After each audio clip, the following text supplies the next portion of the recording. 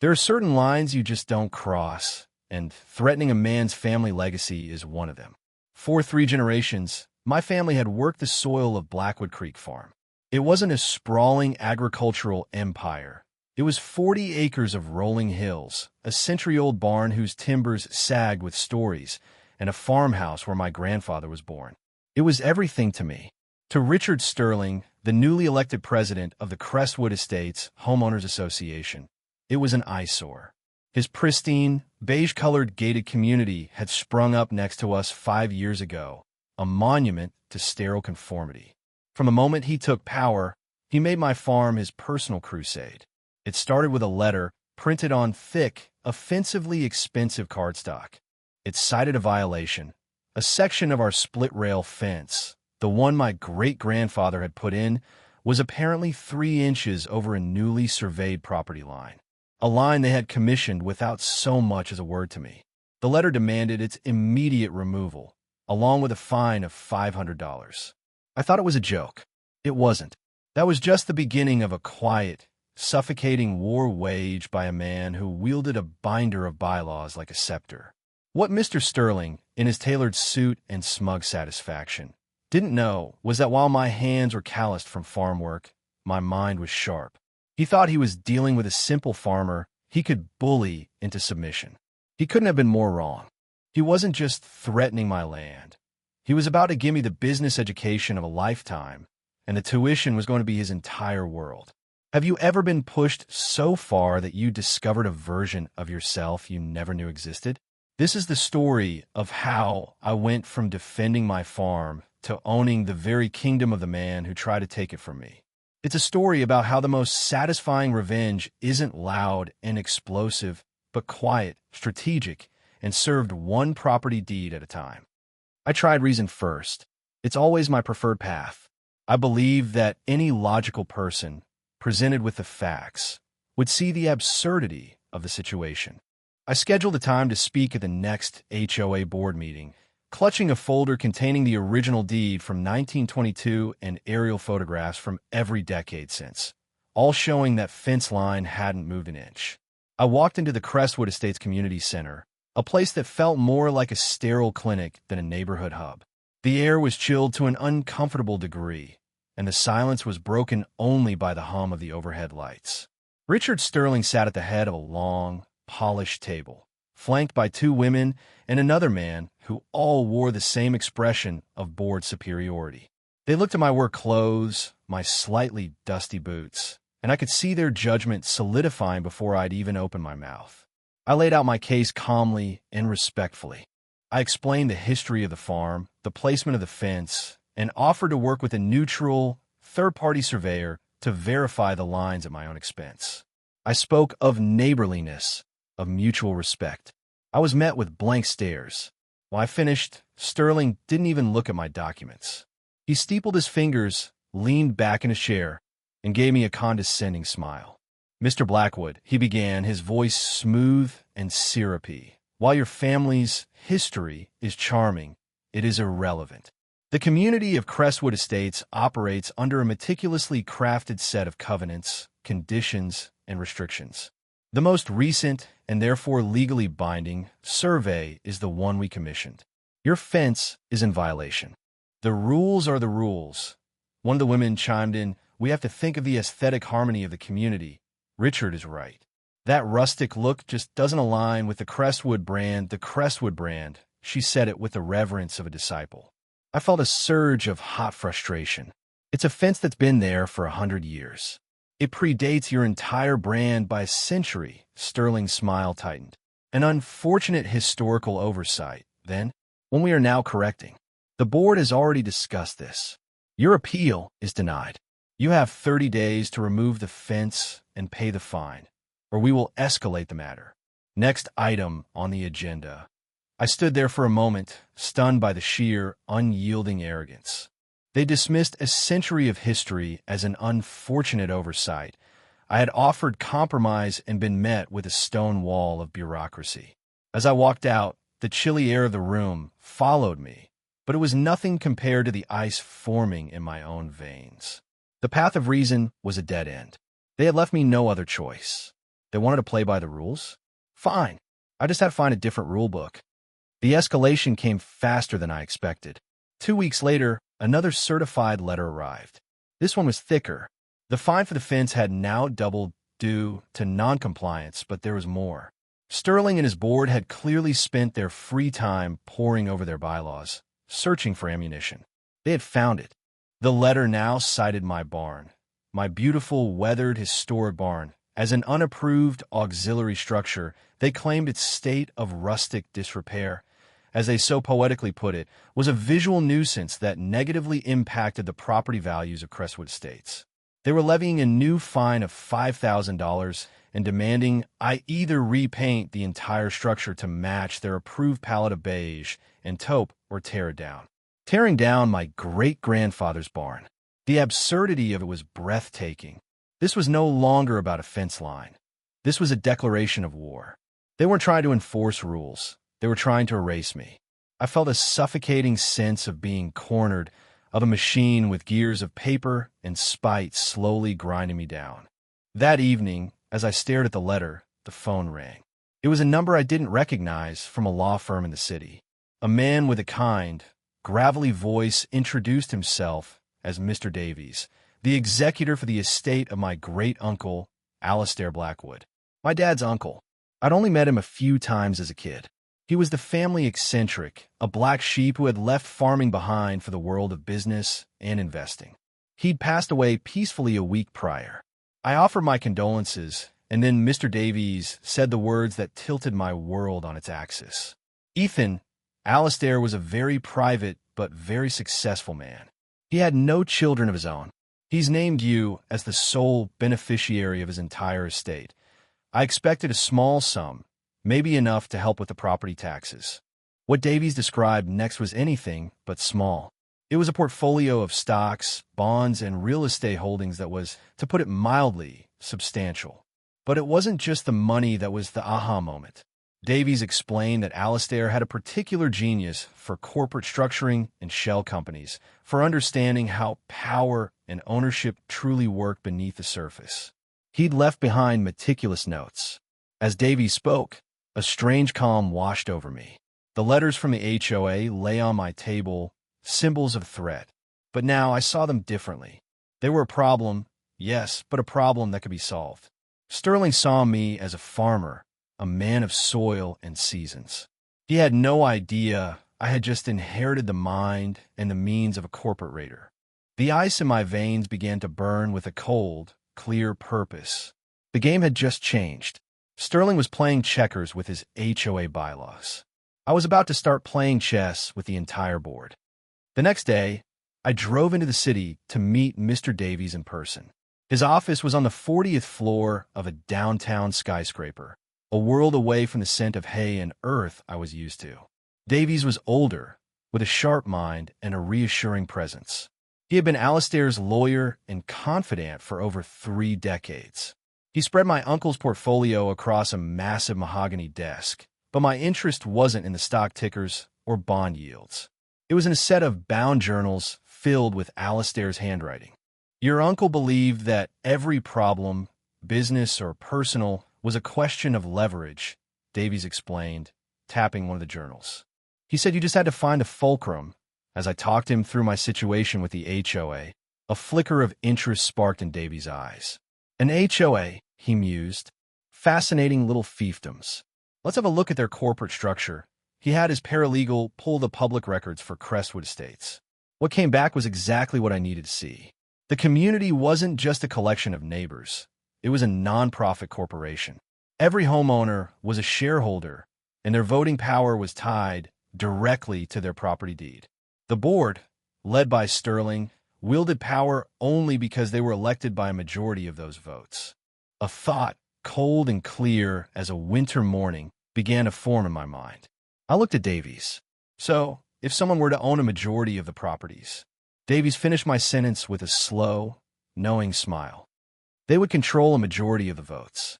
They could appoint a new board, rewrite the bylaws, dissolve the corporation entirely if they wished.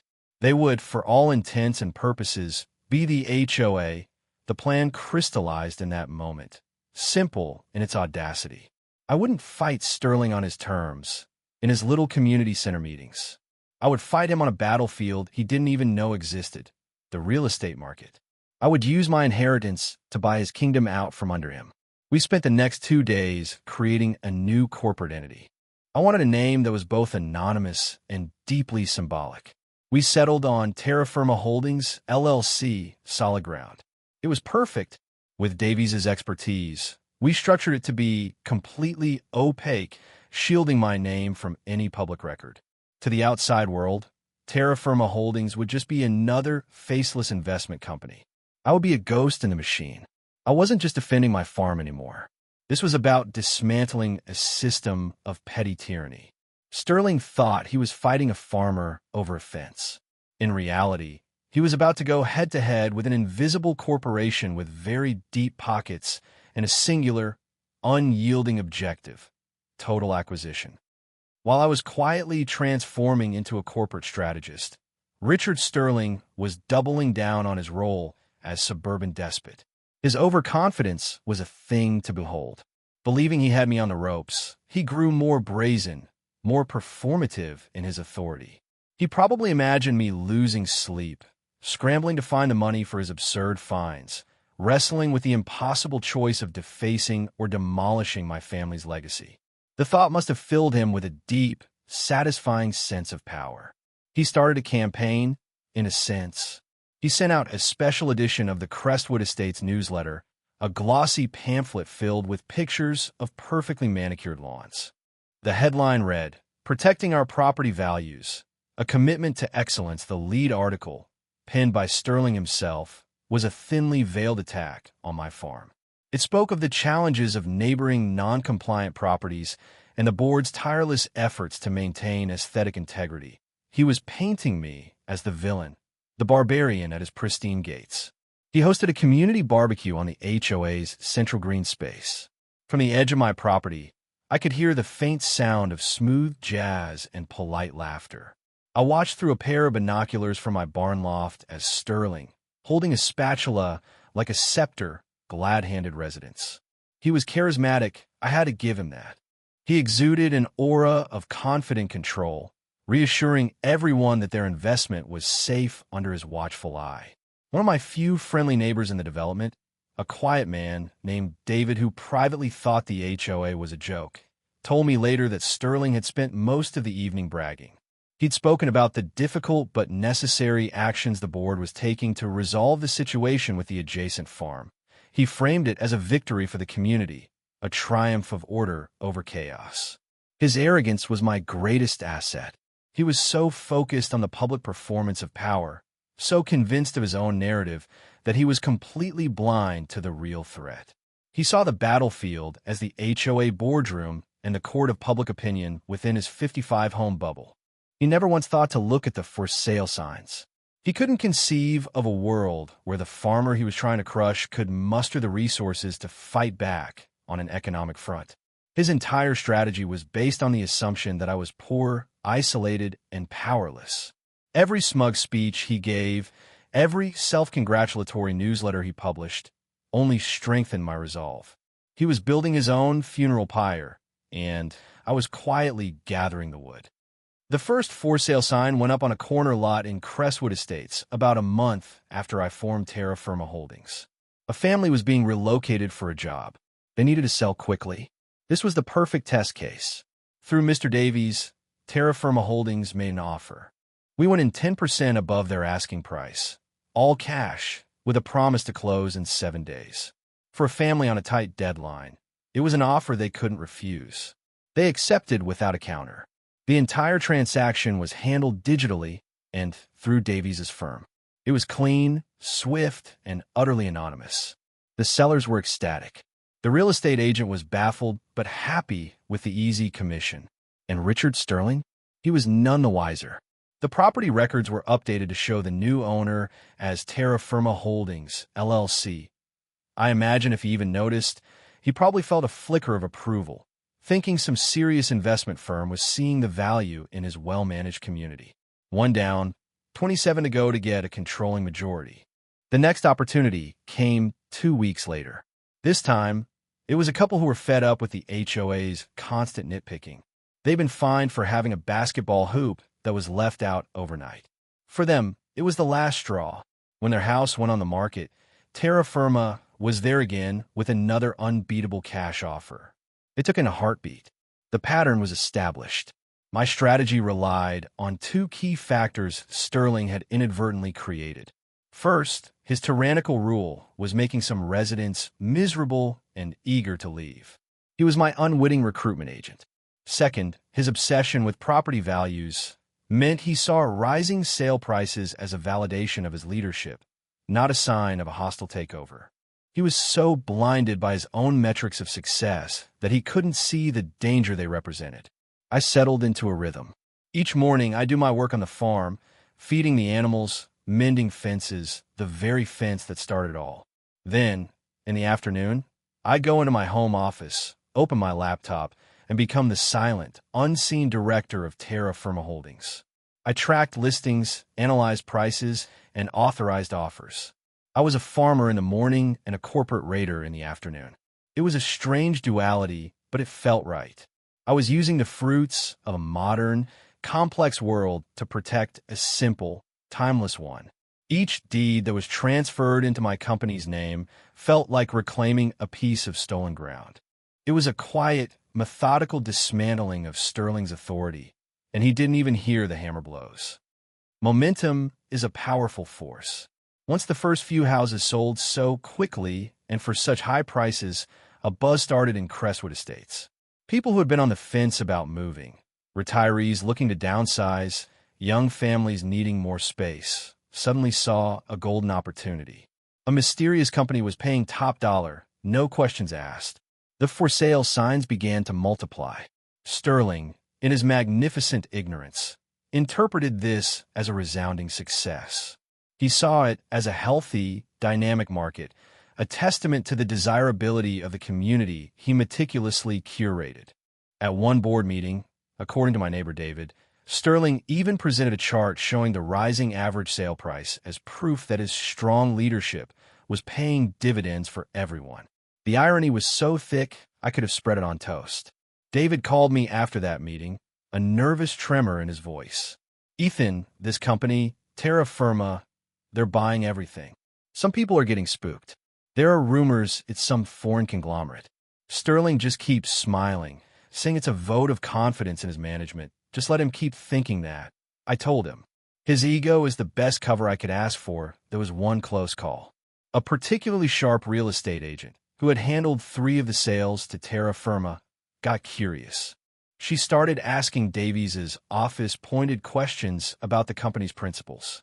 She hinted that some of her clients were feeling uneasy about selling to a completely faceless entity. Davies, ever the professional, handled it beautifully. He explained that Terra Firma was a private wealth management fund that specialized in stable, long-term residential real estate investments. He assured her they had a strict policy of non-interference with residents and valued community stability above all. He was so convincing, so corporate and blandly reassuring, that the agent backed off satisfied. The truth was, I wasn't interfering at all. The new tenants who rented the homes from Terra Firma were just happy to have a landlord who didn't measure the height of their grass with a ruler. I instructed the property management company I'd hired to be hands-off and reasonable. By the 5th month, Terra Firma Holdings owned 18 properties. I was still short of majority, but I was getting close. The financial output was immense, but the inheritance was more than sufficient, and I considered every dollar an investment in peace. The final push came in an unexpected form. Sterling, feeling invincible, decided to propose a special assessment on all homeowners to build a ridiculously ornate new front gate and security booth. It was a vanity project, pure and simple. It would cost each homeowner thousands of dollars. That was the tipping point. An avalanche of for sale signs went up. In the space of 3 weeks, Terra Firma Holdings acquired 10 more homes. I checked the numbers with Davies. We had done it. My anonymous company now owned 28 of the 55 properties in Crestwood Estates. I held 51% of the voting shares. The kingdom was mine. All that was left was to tell the king. The notice for the next HOA meeting arrived, as always, on ostentatious cream-colored paper. The agenda was short and brutal. Item number 1, the vote on the special assessment for the new gate. Item number 2, final hearing and vote on foreclosure proceedings against Blackwood Creek Farm for non-payment of fines and continued bylaw violations. This was it. This was the public execution Sterling had been dreaming of. He was going to cement his power by making an example of me, seizing my family's land to pay for his petty grievances. He had no idea he was presiding over his own abdication. That evening, I put on a simple button-down shirt and clean jeans. I didn't want to look like a corporate shark. I wanted to look exactly like what I was, the farmer he had tried to break. I walked over to the community center, the crisp night air feeling electric. When I entered, the room fell silent for a beat. The board members stared. Sterling, sitting at his throne at the head of the table, gave me a smirk of pure, triumphant malice. "Mr. Blackwood," he said, his voice dripping with false formality. "To what do we owe the pleasure? Here to watch the inevitable unfold." "Something like that," I replied, taking a quiet seat in the back row. The meeting began. Sterling presented his grand vision for the new gate, complete with architectural renderings. He spoke of security, prestige, and rising values. When he called for the vote on the assessment, I simply watched. It passed, with the board members voting yes and a few disgruntled residents in the audience grumbling their dissent. Sterling savored the moment, then moved on. "And now," he announced, his voice booming with theatrical gravity, "we move to the matter of the Blackwood property." He launched into a prepared speech, a sanctimonious diatribe about the importance of rules, the integrity of the community, and the regrettable but necessary actions they were forced to take. He was laying it on thick, enjoying every second of my presumed humiliation. He looked directly at me. "The board has shown incredible patience, but our hands are tied. The bylaws are clear. I now call for a vote to authorize our legal counsel to begin foreclosure proceedings." He looked to his fellow board members, who were already nodding like bobbleheads. "All in favor?" As the board members began to raise their hands, I stood up. My movement was calm, unhurried, but it cut through the tension in the room like a blade.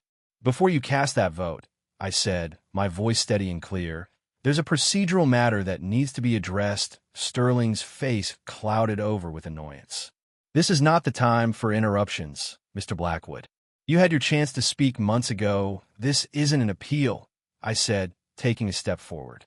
"It's a point of order regarding voting proxies. According to your own bylaws, a shareholder can be represented by a designated proxy holder who votes on their behalf." Sterling rolled his eyes. "And what does that have to do with you? You're not a shareholder in Crestwood Estates." From my canvas tote bag, I pulled out a thick, heavy binder 3 inches deep and walked to the front of the room.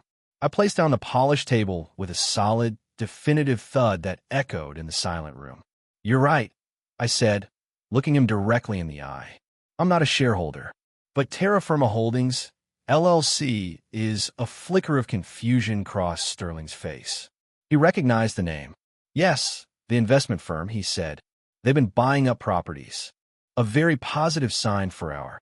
His voice trailed off as the gears began to turn in his head, the horrifying implications starting to dawn on him. I opened the binder. "And I continued, am the sole director of Terra Firma Holdings. This binder contains the deeds and proxy voting rights for 28 properties within this community. That includes the homes of 2 of your board members who sold to my company last month." I glanced at the 2 women on the board, whose faces had gone white as chalk. "That represents 51% of the total voting shares in the Crestwood Estates Corporation. As the majority shareholder, I am now calling the votes." The silence in the room was absolute, a vacuum of pure shock. Sterling stared at the binder, then at my face, his smug mask crumbling away to reveal raw, sputtering disbelief. You can't. That's impossible." I gave him a small, cold smile. "The rules are the rules, Richard. My first motion, the proposal to initiate foreclosure proceedings against Blackwood Creek Farm, is dismissed with prejudice. All in favor?" I raised my own hand. "Motion carries." My second motion, The current HOA board, including Richard Sterling, is hereby removed from their positions, effective immediately. All in favor? I raise my hand again. Motion carries, and my final motion for the evening. This meeting is adjourned. I close the binder. The king was dethroned. The kingdom was mine. And the only sound was the quiet satisfaction of justice, finally and completely served. The aftermath was swift and total. Richard Sterling didn't just lose his power. He was publicly and comprehensively humiliated. The man who had built his identity on the foundation of petty rules watched as I dismantled his entire structure using the very rulebook he held so dear. He sat there, ashen-faced, as the other residents in the room began to process what had just happened. The initial shock gave way to a wave of murmurs, then outright laughter from some of the residents who had long chafed under his reign. He was a king with no subjects, a general with no army. Within a week, a for sale sign went up in front of his own meticulously manicured home. I couldn't resist the irony. Terra Firma Holdings made him a generous, all-cash offer. He took it. I never saw him again. As the new de facto head of the community, my first order of business was to call a special meeting. I stood before the residents, not as a ruler, but as their neighbor. I announced that Terra Firma Holdings was initiating a complete overhaul of the covenants, conditions, and restrictions. We voted to eliminate over 90% of the rules. The regulations on grass height, mailbox color, basketball hoops, and rustic barns. We kept only the essentials needed for safety and shared maintenance. I dissolved the Architectural Review Committee entirely. The power was returned to the homeowners. I used the HOA's surplus funds, which Sterling had been hoarding for his vanity gate, to build a simple, beautiful community garden and a new playground for the kids. The community, freed from the grip of oppressive bureaucracy, began to change. People started talking to each other more. The sterile silence was replaced by the sounds of children playing and neighbors chatting over their no longer regulation fences. It started to feel like a real neighborhood, not a corporate-managed subdivision. My farm was safe. The old fence stands exactly where it has for a century. The barn, my beautiful barn, remains untouched, a proud monument to my family's history, overlooking a community that was finally learning the difference between aesthetic conformity and authentic community. I learned something profound through all this. I learned that my strength didn't just come from the soil I worked, but from a resilience I never knew I possessed. Sterling's aggression forced me to discover a part of myself, a strategic mind inherited from an uncle I barely knew, and for that, in a strange way, I suppose I can be grateful. The moral of this story is simple. Bullies who build their power on petty control and the underestimation of others are living on borrowed time. True strength isn't about enforcing your will. It's about protecting what you love with integrity and, when necessary, with a strategy so quiet and overwhelming they never see it coming.